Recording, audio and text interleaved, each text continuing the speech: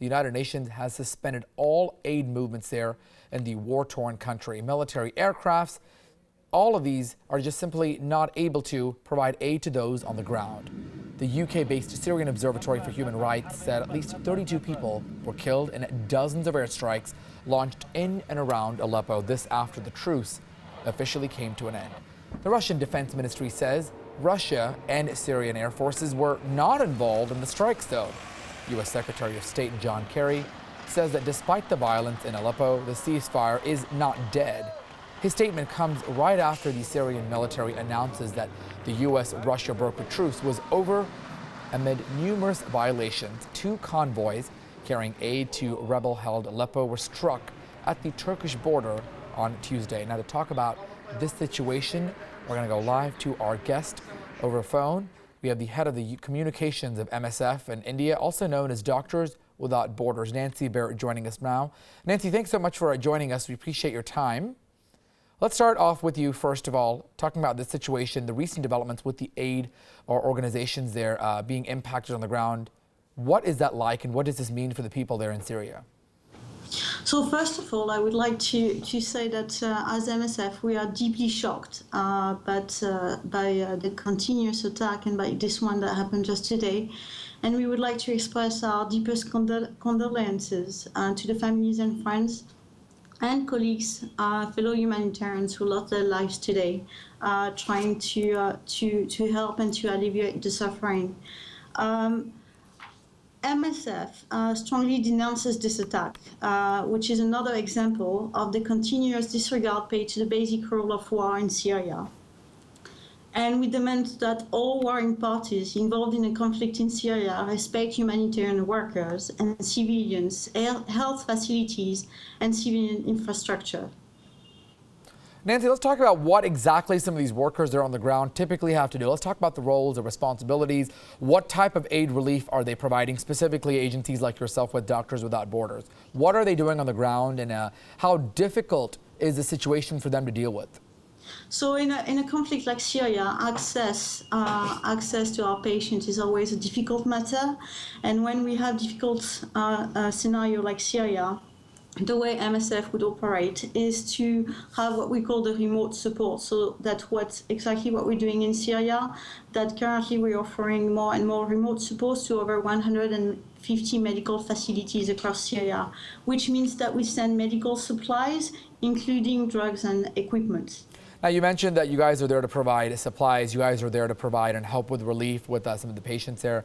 What about the training? How well prepared or how trained are some of these aid workers there from your organizations and other relief organizations there looking to provide help for the people in Syria who are sort of caught in this airstrike battle? So first of all, in an organization like MSF, being a medical humanitarian organization, the people we send to conflict areas are always very experienced. In Syria, we work mainly, and again, this is because the difficulty of access to our patients, we work mainly with our Syrian staff, who are on an everyday basis, 20 hours and 7 days a week, on patients, trying out their best to treat patients and trying to get the medical supplies that we're sending to them. Let's also talk about some of the global impacts of some of this. You know, when you see these type of violent attacks, and not only on the civilians, but even some of the aid groups there. We know U.S. and Russia have sort of been trying to come together. They've been trying to figure out a situation. But what about for future aid groups, other aid groups that are hoping to help some of the people, ultimately the people on the ground who need the help? How does deadly strikes, unfortunately the one that happened on aid agencies, prevent that aid from actually getting there to the ground, and maybe them realizing that, hey, you know, this may not be the right time because it puts our own aid groups at risk? How does this prevent that, or does it? Well, first of all, the message for us is very clear. The hospitals and civilians must be spared from the bombing. So this horrific attack that we've seen again today contravenes the humanitarian law and has a catastrophic impact on the people of Syria. So we've seen another example today, and they're already made vulnerable by war and violence. They lost access to the humanitarian need that they desperately need. So the message is clear. Spare hospitals and civilians from bombings, allow the severely sick and wounded to be evacuated and do not cut the supply of food, drugs, and vital goods.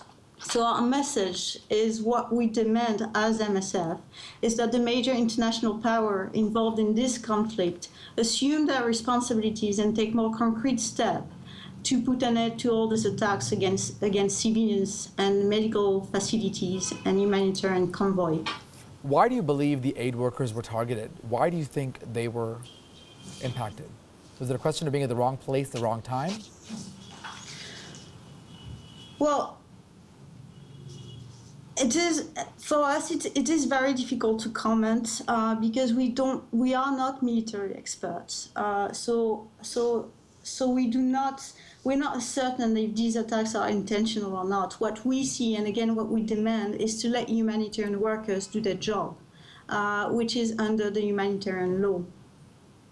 And sort of to all wrap it all up and bring this into perspective, I'm sure it's certainly a difficult, discussion to talk to those families, to the potential other aid workers who want to go there on the ground to help. At this point, with organizations like MSF, Doctors Without Borders, what do you think needs to happen? What needs to be done to ultimately end the conflict there, but also to make sure those who are impacted on the ground do get that help, the right people that need help, because ultimately it's to drive out the Islamic State, drive out the terrorists. But innocent lives, including aid workers like those with Doctors Without Borders, are sort of caught in the crossfire. What needs to be done to sort of mitigate this issue? I'm not sure it's about mitigation, the issue, but again, as I said before, it's about, we are demanding, our message is very clear that the major international powers involved in the conflict respect the humanitarian law, which means that humanitarian convoy need to access the people in need, and that's our demand. That's the main demand MSF would have. All right, Nancy Barrett joining us for the updates about what's going on with regards to the deadly strikes. Thank you so much for the update from MSF. Our thoughts and prayers certainly are with your colleagues.